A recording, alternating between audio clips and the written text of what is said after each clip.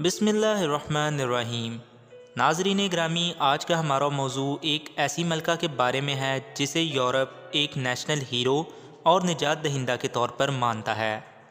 Spain میں جگہ جگہ اس کے مجسمے نظر آتے ہیں اور یورپی معاشرے میں اس کا نام نہایت ہی احترام کے ساتھ لیا جاتا ہے، لیکن دوسری طرف یہ ملکہ آج بھی مسلمانوں کے نزدیک یزید اور فرعون جیسی شہرت کی حامل ہے۔ جی ہاں دوستو، ہم کیسٹائل کی ملکہ ازبیلا کی بات کر رہے ہیں، جو کہ اپنی سخت طبیعت اور کینہ پروری کی وجہ سے آج بھی مشہور ہے۔ یہ ایک کٹر کیتھولک ملکہ تھی جسے یہودیوں اور مسلمانوں سے شدید نفرت تھی۔ یورپی ملک اسپین میں سینکڑوں سال سے قائم مسلمانوں کی حکومت کے خاتمے کا مکمل صحرا اسی ملکہ کے سر جاتا ہے۔ اسی کے ساتھ ساتھ یہ ملکہ ہزاروں مسلمانوں کے قتل اور ان کے زبردستی مذہب تبدیل کروانے کی بھی ذمہ دار ہے۔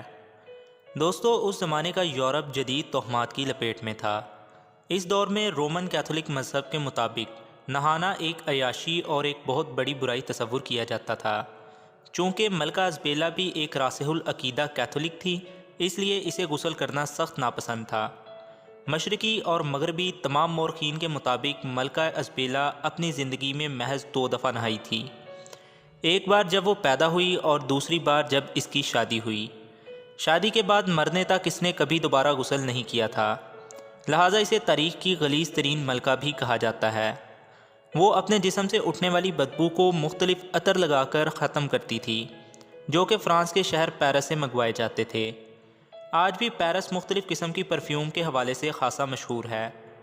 ناظرین گرامی، جب یہ بحیثیت فاتح مسلمانوں کی ریاست غرناطہ میں داخل ہوئی تو اسے جا بجا مسلمانوں کے تعمیر کردہ حمام نظر آئے۔ ازبیلا کی مسلمانوں سے نفرت کی ایک وجہ یہ بھی تھی کہ مسلمان نہانے دھونے کا خاص انتظام کیا کرتے تھے، اس لیے اس نے مسلمانوں کے گھروں سے ملحقہ تمام حمام گروا دیے اور اس کی پیروی میں مسلمانوں کے لیے غسل کرنا ممنوع قرار پایا۔ اس کے علاوہ ازبیلا نے ایک پولیس فورس بھی تشکیل دے رکھی تھی جس کا کام محض یہ معلوم کرنا تھا کہ ریاست میں کوئی شخص نہا تو نہیں رہا، اور اگر کوئی شخص نہاتا مل جاتا تو اس کو سخت ترین سزائیں دی جاتیں۔ ازبیلا ہی وہ ملکہ تھی جس نے کرسٹوفر کولمبس کو، جس نے امریکہ دریافت کیا، مالی امداد کی جب وہ ہندوستان کے سفری راستے کی تلاش پر روانہ ہوا تھا۔ کرسٹوفر جب امریکہ سے واپس لوٹا اور اس نے ازبیلا کو ریڈ انڈینز یعنی امریکی افراد کے بارے میں یہ بتایا کہ یہ لوگ روزانہ نہاتے ہیں۔ روز نہانے والی بات ازبیلا کے لیے اتنی ہولناک تھی کہ وہ کام کر رہ گئی۔ اس نے نئی دریافت ہونے والی سرزمین کے باشندوں پر بھی نہانے کی پابندی عائد کر دی۔ ازبیلا اسپین کی ایک ریاست کیسٹائل کے ایک بادشاہ جان ثانی کے گھر 1451 عیسوی میں پیدا ہوئی۔ یہ وہ دور تھا جس وقت سلطان محمد فاتح قسطنطنیہ پر حملے کی تیاریوں میں مصروف تھا۔ ایزابیلا اپنے باپ یعنی بادشاہ کی دوسری اولاد تھی۔ اس سے قبل اس کا ایک سوتیلا بھائی ہنری بھی موجود تھا، جو اس کے باپ کی موت کے بعد کیسٹائل کا بادشاہ بنا۔ ہنری نے بادشاہ بنتے ہی ایزابیلا، اس کی ماں اور اس کے چھوٹے بھائی کو دور دراز قلعے میں نظر بند کروا دیا، جہاں یہ لوگ انتہائی غربت اور قسم پرسی کی زندگی گزارنے لگے۔ یہی وہ دور تھا جس میں ایزابیلا نے مذہبی تعلیم حاصل کی اور بعد ازاں شدت پسندی کی حد تک مذہب کی طرف راغب ہوئی۔ اس کا چھوٹا بھائی الفانسو جلد ہی پر اصرار طور پر مارا گیا۔ اس کے بعد ہنری نے اپنی بیٹی کے لیے تخت کا راستہ صاف کرنے کی خاطر ایزابیلا کی شادی اس کی مرضی کے خلاف کسی اور جگہ طے کرتی، مگر قسمت کو کچھ اور ہی منظور تھا۔ کیسٹائل کے نزدیک ایراگون نامی ایک ریاست بھی واقع تھی۔ ایراگون کے بادشاہ نے خفیہ طور پر اپنے بیٹے کی شادی ایزابیلا کے ساتھ کر دی اور وہ بھاگ کر ایراگون چلی گئی۔ کچھ عرصہ بعد سن 1474 عیسوی میں اس کے بھائی اور کیسٹائل کے بادشاہ ہنری کی موت کے بعد وہ واپس لوٹ آئی اور تخت و تاج پر قبضہ کر لیا، جبکہ ایزابیلا نے ہنری کی بیٹی، جو کہ اس تخت کی جائز حقدار تھی، اس کو پرتگال بھاگنے پر مجبور کر دیا۔ ایزابیلا کی تاج پوشی سے قبل کیسٹائل ایک ناکام اور فرسودہ ہار ریاست تصور کی جاتی تھی۔ اس کا بھائی ہنری ایک عیاش اور شاہ خرچ حکمران تھا، جس نے کیسٹائل کی ریاست کو قرضوں تلے دبا دیا تھا۔ تمام ریاست میں ریپ، قتل اور چوری جیسے جرائم عام تھے اور مجرموں کو کوئی سزا نہ ملتی تھی۔ ازبیلا تخت نشین ہوتے ہی قانون پر سختی سے عمل درآمد ہوئی۔ رحم، معافی اور درگزر جیسے جذبات سے وہ بالکل نا آشنا تھی۔ بلکہ اس کو لوگوں کو سزا دے کر سکون اور راحت نصیب ہوتی تھی۔ جلد ہی اس نے ریاست کے شرفا، عمرا اور ریاست کے تمام جرائم پیشہ افراد کو تیر کی طرح سیدھا کر دیا۔ اس سبب نہ صرف مملکت نے قرض سے نجات پائی بلکہ شاہی خزانے بھی دولت سے بھر گئے۔ اپنی ریاست کیسٹائل کو مضبوط کرنے کے بعد اس نے اپنے شوہر اور ایراگون کے بادشاہ کے ساتھ مل کر اسپین سے مسلمانوں کو نکال باہر کرنے کی حکمت عملی ترتیب دی، جس کا خواب یورپ کئی سالوں سے دیکھ رہا تھا۔